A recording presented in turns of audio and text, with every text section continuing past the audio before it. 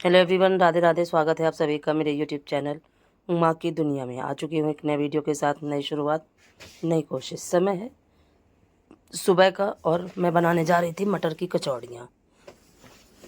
जिस दिन होली जलाई गई थी उसके दूसरे दिन का ये वीडियो है। और देखिए मैंने सभी मसाले डाल के, और ये देखिए अब इसको मिक्स कर देती हूँ। जीरा, हींग, हल्दी पाउडर, धनिया पाउडर, मिर्च, और कुछ मिर्च मैंने ऐसे खड़ी भी डाल रखी है, क्योंकि मुझे हरी मिर्च का टेस्ट जो होता है बहुत पसंद है। और फिर देखिए मैंने एक बड़ा सा आलू कट किया और वो भी इसी में डाल दिया, क्योंकि कहीं ना कहीं मुझे लग रहा था कि ऐसा ना हो कि मटर के कचौड़ियाँ सुन के बच्चे ना खाएं। तो आलू मिक्स कर दूंगी तो बच्चे खूब अच्छे से खा लेंगे, यही सोच के। और आलू मटर दोनों को देखिए बंद कर दिया था ढक्कन, और पकने के लिए छोड़ दिया था। अब लेके आ चुकी थी आटा। गेहूं का आटा ले लिया, उसमें थोड़ा सा नमक, अजवाइन और थोड़ा सा रिफ़ाइंड ऑयल डाला। हालांकि मैं रिफ़ाइंड ऑयल का मोयन कभी भी नहीं डालती हूँ, लेकिन पता नहीं क्यों उस दिन मेरा मन रिफ़ाइंड ऑयल डाल के ही कचौड़ियाँ बनाने का था। देखिए इन सभी चीज़ों को मिक्स कर लेती हूँ, और फिर उसके बाद इसको लगा के आटे को थोड़ी देर के लिए छोड़ देती हूँ, और फिर तब तक ये मटर मेरा पक जाएगा और उसको ग्राइंड कर लूँगी। यही सोच रही थी, और बस जो भी काम करते जाओ होता जाता है, उतना ही आसान रहता है। और इधर मैंने दूध चढ़ा दिया था, और मैं ये ले आई थी देखिए सौंठ पाउडर। एक ये बड़ा चम्मच सौंठ पाउडर लिया, और उसके बाद ली मैंने पिसी हुई अमचूर पाउडर। तो 2-3 चम्मच मैंने पिसा हुआ अमचूर पाउडर लिया, और 1 चम्मच मैंने सौंठ ली। आप इसको पतला गाढ़ा अपने हिसाब से कर सकते हो, और मैंने थोड़ा सा गाढ़ा गाढ़ा ही बनाया था, क्योंकि ये चटनी मेरे बच्चों को बहुत ज़्यादा पसंद है। और अगर थोड़ा सा भी पतला कर दो तो फिर वो टोकने लगते हैं। इसमें भी मैंने नमक, लाल मिर्च डाल दिया था। इन सभी चीज़ों को एक पतला सा घोल तैयार करके और मिक्स कर देती हूँ। और कोई कोई तो ये चटनी, सौंठ वाली चटनी जो होती है, पतली पतली बनाता है, पर मैंने थोड़ा सा गाढ़ी जैसी बनाई थी, क्योंकि मुझे पता नहीं क्यों ये लग रहा था कि चटनी पतली ना बनाऊँ। और हमेशा तो मैं पतली ही बनाती रही हूँ, लेकिन पता नहीं क्यों उस दिन मुझे ये लगा कि मैं पतली चटनी नहीं बनाती हूँ, और इसको थोड़ा सा ऐसे गाढ़ा गाढ़ा रखूँगी तो ज़्यादा सही रहेगा। तो देखिए इन सभी चीज़ों को मैं मिक्स करते जा रही थी। अगर आज का वीडियो आपको थोड़ा सा भी अच्छा लगे तो प्लीज़ वीडियो को लाइक करिए, चैनल को सब्सक्राइब करिए, बेल को ज़रूर प्रेस करिए, और एक प्यारे से कमेंट के साथ अपना प्यार, आशीर्वाद मुझे ज़रूर दें। और इन सभी चीज़ों को मिक्स करने के बाद अब देखिए कुछ इस तरीके से एक घोल मैंने अमचूर पाउडर और सौंठ का तैयार कर लिया, और अब इसको मुझे पकाना है। तो और ये पाउडर, जब भी मैं कोई भी पैकेट खोलती हूँ तो मुझे ये लगा करता है कि उसको ऐसे खुला छोड़ के ना रखूँ, तो इसको भी डिब्बे में भर के रख देती हूँ, जिससे कि ये सुरक्षित रहेगा। और फिर उसके बाद मैंने शुरू किया देखिए चटनी को पकाना। चटनी छोड़ दी थी पकने के लिए, और ये देखिए काफ़ी गाढ़ी मैंने चटनी बनाई थी। पता नहीं क्यों मुझे लग रहा था कि थोड़ा सा गाढ़ी गाढ़ी ही बनाओ। आप इसमें गुड़ भी डाल सकते हो, आप इसमें शक्कर का भी इस्तेमाल कर सकते हो। आपको जिस तरह का टेस्ट अच्छा लगे उस टेस्ट के हिसाब से आप गुड़ शक्कर का इस्तेमाल कर सकते हो। और इधर ये मटर और आलू पक चुके थे, इनको देखिए मैंने ग्राइंडर में पीस लिया है। अब इसमें डाल देती हूँ खूब सारा हरा धनिया।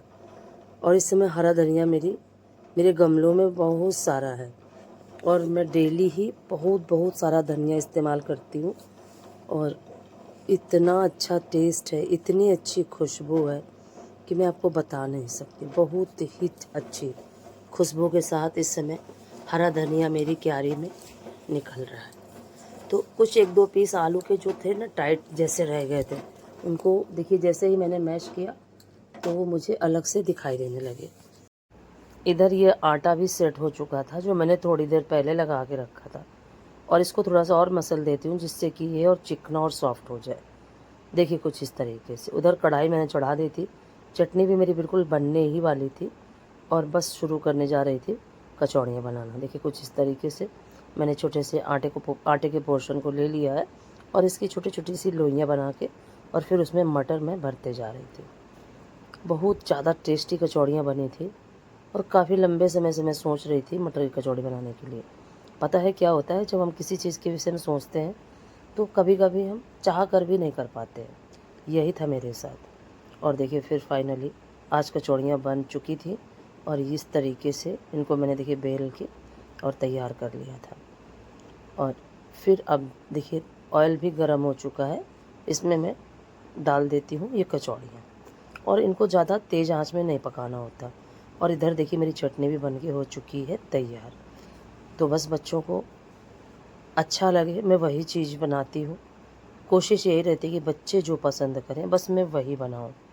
तो कभी कभी तो क्या होता है कि कुछ उल्टा सीधा बना भी देती हूँ अपने मन का, लेकिन बाकी ज़्यादा से ज़्यादा समय बच्चों के मन का ही बनाती हूँ। इधर ये कचौड़ियाँ सेक सेक के मैं बच्चों को फिर देती जा रही थी। और फिर उसके बाद मैंने कोई भी वीडियो नहीं बनाया और पूरा दिन ऐसे ही निकल गया। कभी कभी क्या होता है, पूरा पूरा दिन ऐसे ही काम करते करते निकल जाता है और वीडियो बनाना तो दिमाग में रहता ही नहीं है। और फिर ये है होली वाले दिन सुबह का वीडियो।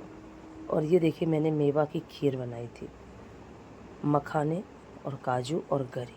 तो मखानों को मैंने ग्राइंडर में पीस लिया था और काजू को भी बहुत छोटे छोटे से टुकड़ों में डिवाइड कर लिया था।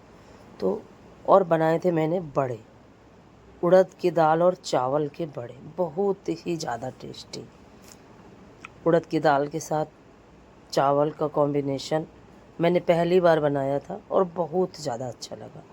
और उड़द की दाल पहले मैंने जब भिगोई मुझे लग रहा था कि ज़्यादा है, लेकिन जैसे ही मैंने पीस के रखी तो मुझे बहुत कम समझ में आई और मुझे कुछ नहीं समझ में आया। फिर मैंने उसमें थोड़ा सा चावल का आटा मिक्स किया और यकीन मानिए इतनी ज़्यादा टेस्टी बड़े बने थे। फिर उसी चटनी के साथ बड़े बच्चों ने खूब मन से खाए। और ये मेवा की जो खीर है ये भी मैं बच्चों को देने जा रही थी जलजीरा चटनी के साथ। बड़ों का खूब बच्चों ने आनंद लिया और खूब पेट भर के खाए। फिर मैंने बच्चों को खिलाने के बाद और अब बारी थी गुजिया बनाने की, क्योंकि त्यौहार में मुझे एक भी दिन का समय नहीं मिल पाया, या यूँ कहिए कि मेरा स्वास्थ्य भी कम अच्छा रहा। दोनों ही बातें आप कह सकते हो। तो मैं गुजिया बना ही नहीं पाई। अब बारी थी मेरी गुजिया बनाने की।